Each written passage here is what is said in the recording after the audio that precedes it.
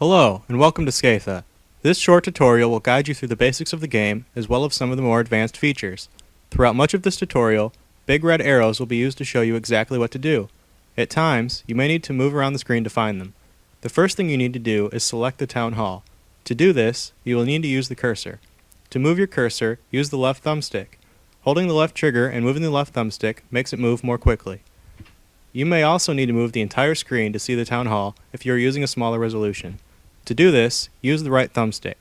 Holding the right trigger while moving the right thumbstick will make it move more quickly, just like cursor movement. Move the cursor over top the town hall and press the A button to select it. You may have noticed that some of the screen is black. This is known as the fog of war. When you get units later on, moving them towards the darkness will reveal the land underneath it. Each step in the tutorial will have an audio track to guide you through it. At any time after the audio track is completed, you may press the Y button to repeat it. Notice that in the bottom right of the screen, some information is displayed about the structure you have selected. Different structures have different information here. Any selected unit will also show information in this area. Also notice that when you scroll over any structure or unit, a health bar is displayed.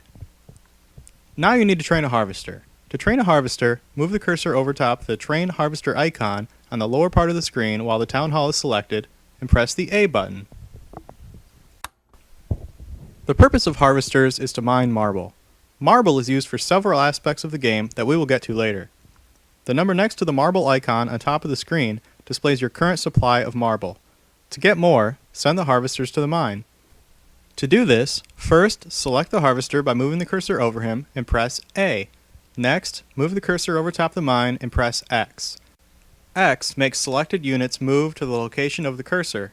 At times, you may need to guide units around obstacles using additional move commands.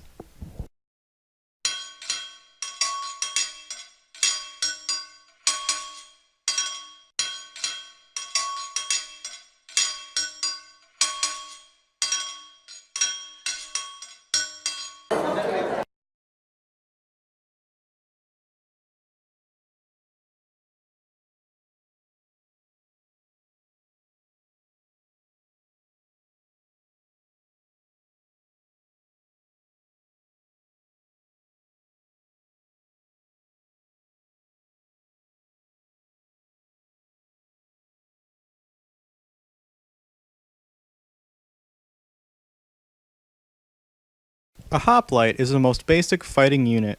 One has been created for you here. Select him just like you did the harvester, by pressing A when the cursor is over top of him. Now, make the hoplite move somewhere nearby. Do this by pressing X somewhere in the same manner as you move the harvester. The mini-map is the rectangle near the top left part of the screen. This shows the entire map all at once. It is possible to scroll over the minimap and press A to jump to that part of the map.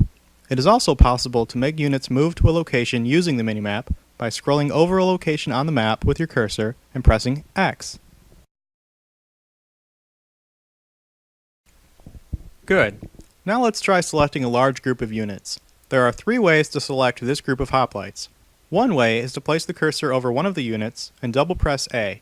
Another way is to place the cursor in one corner near the group, and while holding the A button down, drag the cursor to the opposing corner of the group, creating a rectangle that encloses the entire group. Releasing A results in the selection of the entire group. The final way, and the best way, is to press down on the D-pad. The D-pad has different unit types assigned to each direction.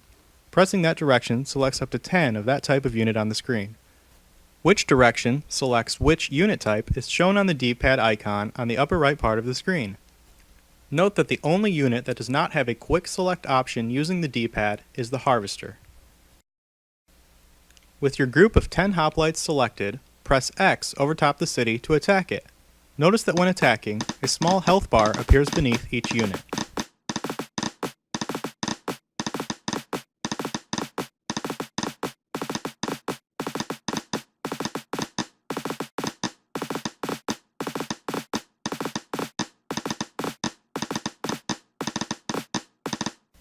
Excellent work. This city is now under your control. Cities automatically spawn units. When hoplites are spawning from a city, they will do so every 10 seconds. The top right part of the screen shows the amount of supply you are currently using. as well as the maximum you can go up to. Every unit that spawns from a city will consume some of this supply. Different unit types consume different amounts of supply. You will have to get just the right mix of units to win more difficult levels, so watch your supply consumption carefully. Cities can produce 3 different unit types, but only one at a time.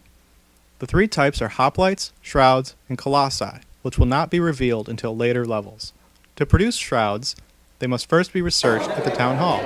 To research something, select the town hall and press A over top the research icon. Do this now. Lots of marble is provided for you in the tutorial, but on a real level, researching things at the town hall will consume some of your very valuable marble supplies. Now that shrouds have been researched, the city can be made to produce them. To accomplish this, select the city and press A over top the Train Shrouds icon. Great work! This city will now produce a shroud every 14 seconds. Again, note that on a real level, changing the type of unit a city produces will consume some of your very valuable marble supplies. A battle is about to ensue. To attack an enemy unit, press X over top of him while any of your own units are selected, and they will attack it. Shrouds are ranged units, while hoplites are melee. Use this information tactically. When a unit dies, a grave icon appears for a short time to inform you of this. When all these disappear, we will move on to the next portion of the tutorial.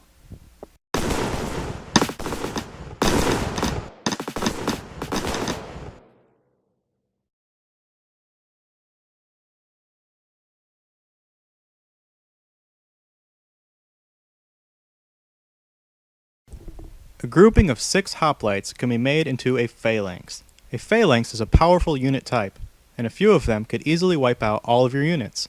Continue fighting the phalanx until all your units have been defeated.